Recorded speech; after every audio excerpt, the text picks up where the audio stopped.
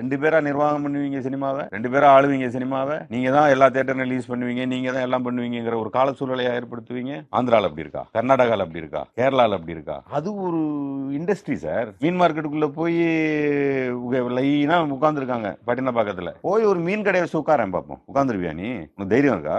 கோயம்பேடு மார்க்கெட்ல கடை போட்டு உட்காந்துருவியா நீ? அறுத்து தூக்கி போட்டுருவான். அப்ப எதுக்கலன்னா அதிகாரம். சோ சினிமா சார் அது வாட்டுக்கு சுதந்திரமா மாரியப்பன் ஒரு படம் எடுக்கலாம், முனியப்பன் ஒரு படம் எடுக்கலாம், நீங்க தம்பி திடீர்னு ஒரு படம் எடுக்கலாம், நான் ஒரு படம் எடுக்கலாம், எனக்கு தெரிஞ்ச ஒரு 25 தியேட்டர்ல ரிலீஸ் பண்ணிக்கலாம். அண்ணே மார்னிங் ஷோ போடுங்கன்னீங்களா, அண்ணே சாயந்தரம் ஷோ போடுங்கன்னீங்களா, அந்த ரைட்ஸ் எல்லாம் போச்சே.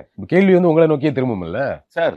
எந்த கேள்வி கேட்டாலும் பதில் சொல்லணும் சார். நியாயம்னு ஒண்ணு இருக்குல்ல சார். நீங்க நியாயம்னு வந்துருச்சு, என்ன பொறுத்த வரைக்கும் நியாயம்னு வந்துருச்சுன்னா நியாயம் சார். நீங்க எதை அதிகமாக செய்கிறீர்களோ அதுதான் சார் உங்க அழிவுக்கு காரணமா இருக்கும். அது எவனா இருந்தாலும் சரி. நீங்க ஏதாவது ஒண்ணு சிகரெட் அதிகமா பிடிச்சீங்கன்னா அதனாலதான் சாவீங்க. தண்ணி அதிகமா அடிச்சீங்கன்னா அதனாலதான் சாவீங்க. எனக்கு கெட்ட வழக்கமே இல்லை, ஆனா சோறு நிறைய தின்னா அதனாலதான் சாவீங்க.